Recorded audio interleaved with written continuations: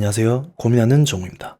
총체적 난국이다. 이게 광수님에게 딱 맞는 표현이 아닐까요? 이번 편까지 광수님을 봤을 때 제가 느낀 건 이거예요. 답이 없다. 그리고 예의와 배려가 없다. 본인이 어떤 사람인지를 떠나서 예의와 배려는 어떤 사람인지를 나타내는 거지. 본인이 어떻게 자라왔는지 과거랑은 다른 문제잖아요.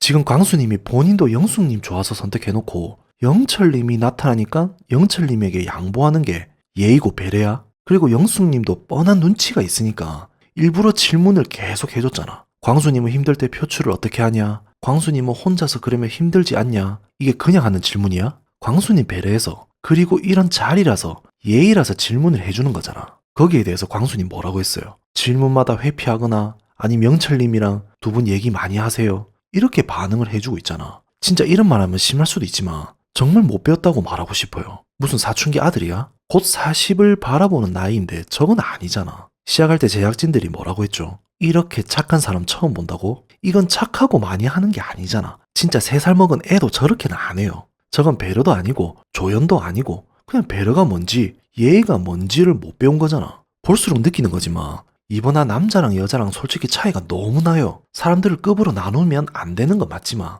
이건 해도 너무한 거잖아. 여자가 나이 많으면 무슨 죄인이야? 그래도 나름 지금까지 살아온 커리어랑 자존심이란 게 있는데 무슨 나이 많은 남자들 구조해주는 프로야? 이번 모쏠 특집은 정말 제작진들 미친 것 같아. 이번화 영숙님은 정말 우아한 게 맞아요. 누가 표현을 한지 모르겠지만 정말 이런 사람이 어딨냐? 영숙님 직업이 선생님이라서 경험에 의한 인내심이 있어서 그런가? 다른 화들의 사람들이었음 쌍욕했겠죠. 울고불고 난리였을 거야. 나가고 싶다고. 그러면서 측은지심이 생겼는지 상담도 잘해줘요. 그러고서는 강수님 돌아오는 차 안에서 또 울고 있네. 이 정도면 정말 병원 가서 상담 받아봐야 하는 게 맞는 거야. 정신이 이상한 게 아니라 심적으로 문제가 있는 것 같아서 그래. 도대체 어릴 때부터 어떤 삶을 살아왔는지에서부터 해서 가족 간등 많잖아. 이런 걸 병으로 생각하고 고쳐봐야 할 거 아니야. 광수님이 절실한 기독교시잖아요. 그래서 종교에 대한 집착도 이해가 가는 부분인 거예요. 어디 하나 의지할 곳이 없는 거야. 그래서 하느님 하느님 하면서 지금까지 기도하고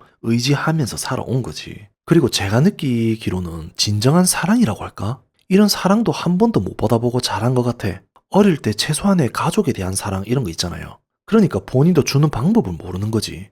이상한 배려만 하면서 그게 맞다고 살아온 거고 막상 본인 앞에 사람이 나타나면 어떻게 해야 할지 해결할 능력이 없는 거지. 그래서 그걸 못하겠으면 그냥 회피를 하게 되는 거고 그 회피 방법 또한 화난 사람처럼 잘못하게 되는 거지. 광수님이 오해하면서 인터뷰할 때 좀 울컥한 면이 있긴 있었거든요. 이번 기회로 본인 자신을 많이 돌아봤던 것 같다며 말을 하기 시작했잖아요. 본인의 있는 그대로의 모습을 드러냈을 때 다른 사람들이 날 어떻게 볼까? 본인의 모습을 들키기 싫어서 가면을 쓰고 연극의 캐릭터 마냥 연기를 하면서 살았다. 원래는 되게 찌질했다. 되게 한심하고 되게 초라하고 근데 바꾸려고 노력을 많이 했었고 조금씩 바꿔가고 있다. 그래서 이번 기회에 본인이 성장해 나가는 걸 보고 싶었고 주변에게도 보여주고 싶었다. 이게 광수님이 오해를 하면서 말한 인터뷰 내용이었잖아요. 이런 거 보면 광수님이 많이 안쓰럽기는 해요. 본인도 얼마나 답답하면 저렇게까지 말을 할까. 쉬운 말들이 아니잖아요. 속에 있는 솔직한 심정을 그대로 다 뱉어낸 거잖아.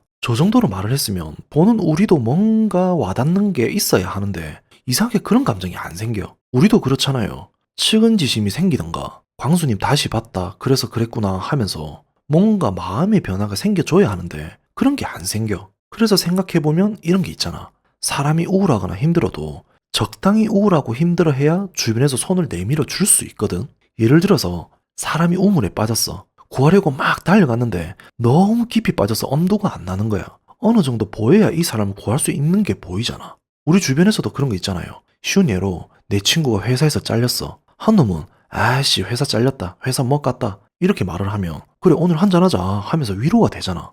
근데 다른 놈은 오늘 회사에서 잘렸다. 나 이제 어떻게 하면서 울고불고 난리야. 이런 모습 보면 어때요? 뭘 어떻게 위로를 해줘야 할지 감당이 안 되잖아. 광수님이 저렇게 한 말을 담백하게 하면 이상할 게 없어요. 제가 예전에는 찌질하고 한심하고 되게 초라했거든요. 그래서 이걸 벗어나려고 정말 노력을 많이 했어요. 조금씩 바꿔가고 있는데 이번 기회로 다들 좋게 봐주셨으면 좋겠다. 이렇게 말하면 얼마나 보고 듣기 좋아요. 한마디로 광수님은 감정 과다예요. 감정하고 눈물만 빼면 정말 아무 말이 아니고 나쁜 말이 아니에요. 근데 울면서 내가 찌질했니 많이 이렇게 포효를 하고 있으니까 사람들이 거부감이 생기잖아. 사람들 다들 먹고 살기 바쁜데 언제 그걸 다 들어주고 다 신경 써주고 싶겠냐고. 그래서 어느 정도 것이 필요하다고 말하고 싶은 거예요. 그래, 광순이 마음도 모르는 게 아니에요. 얼마나 평생 그랬으면 저렇게 하겠냐고. 그러면 차라리 조금 더 어릴 때 저렇게 하지. 왜 40이 다 되어 가는데도 저렇게 하냐고 말을 하고 싶지만 이것도 노력에 의해서 바꿔가는 중이라고 말을 하니까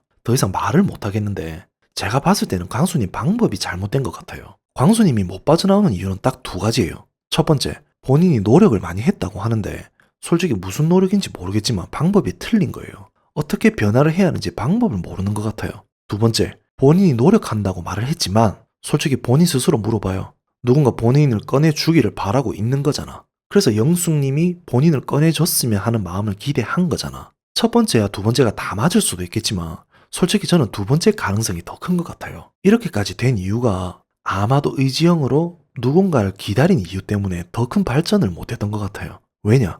아직도 본인이 어떤 사람인지를 못 찾고 있잖아. 그리고 어떤 상황에서 어떤 게 맞고 틀린지 판단도 못하고 있고, 그럼 말 그대로 누구한테 물어보거나 어딜 다니면서 배워야 한다는 거잖아. 이제라도 내가 어떤 사람인지를 알고 배워나가야 하는 거잖아. 근데 저러고 있는 거 보면 기대하는 게 크다는 거지. 냉정하게 말을 한다고 할 수 있겠지만 솔직히 이런 분들 보면 주변에도 있어요. 근데 문제가 뭐냐면 이런 사람들이 거부를 해요. 사회생활을 하면서 주변 친구나 아님 직장에서나 분명 누군가 말을 해주긴 해요. 분명 본인을 진정 생각해주는 사람이 이렇게 긴 인생을 살아가는데 한 명은 무조건 있단 말이야. 그러면 정성스럽게 말을 해주는 사람이 무조건 있다고. 근데 이렇다 저렇다 그래서 이런 건 이렇게 해줬으면 좋겠다고 말을 하면 이런 사람들은 거부 반응을 보여요. 그러고는 혼자서 삐져가지고 말도 안 하고 꿍 해가지고 다음날부터 말도 안 한다니까. 아, 내가 그랬나? 말해줘서 고맙다. 다음부터 이렇게 바꿔볼게. 이렇게 말하는 사람 한 명도 없어요. 설령 저렇게 말을 하는 사람 있죠? 저렇게 말을 해놓고 다음날 또 꿍 해 있다니까. 속으로는 뭐라고 생각하는지는 모르겠지만 그래서 같이 어울릴 수가 없다는 거예요. 초반에야 잘 어울리겠지. 가면을 쓰고 있으니까. 성격 좋은 사람들 따라서 행동하잖아. 근데 본인은 불편한 거지. 본인 모습이 아니니까. 그러다가 인간관계에 유통기한이 생기는 거고. 이게 계속 반복되는 거라니까. 근데 이제는 어떡해? 인간관계 중에서도 가장 중요한 배우자를 찾아야 하는데 더더욱 방법이 없네. 행여 결혼을 한다고 합시다. 정말 100% 싸우면 말 안 하고 꿍 해 있다니까. 그러다 결혼지옥 같은 데 출연이나 하고. 이게 뭐냐고. 그래서 정말 강수님 같은 분은 본인을 꺼내줄 누군가를 배우자로 찾으면 안 되고 종교에서 찾는 건 더더욱 아닌 것 같고 의료계의 힘을 빌려야 하는 게 무조건 맞는 것 같아요. 그리고 이런 말도 해주고 싶어요. 광수님이 본인의 모습을 들키기 싫어서 가면을 쓰고 살았다고 했잖아요. 그러면 가면의 종류 중에 좋은 사람의 좋은 모습들을 따라서 행동한 것 또한 가면에 있을 거 아니에요. 그러면 그걸 계속 따라하면 괜찮은 거예요. 처음에는 어색할 수도 있겠지만 좋은 걸 계속 하다 보면 내 것이 될 수 있다니까? 그러면 나 또한 그런 사람이 될 수 있는 거잖아. 그게 맞는지 아닌지 판단이 안 될 때는 그냥 주변 사람들이 좋아하면 일단은 따라가는 게 맞는 것 같아요. 그래서 오늘 마지막으로 한마디 해보면 광수님, 그만 울고 좋은 가면을 쓰려는 노력은 좋아요. 하지만 가면을 쓸 때도 너무 과한 건 금지입니다. 감사합니다. 오늘 영상도 괜찮았으면 구독과 좋아요 꼭 부탁드리겠습니다.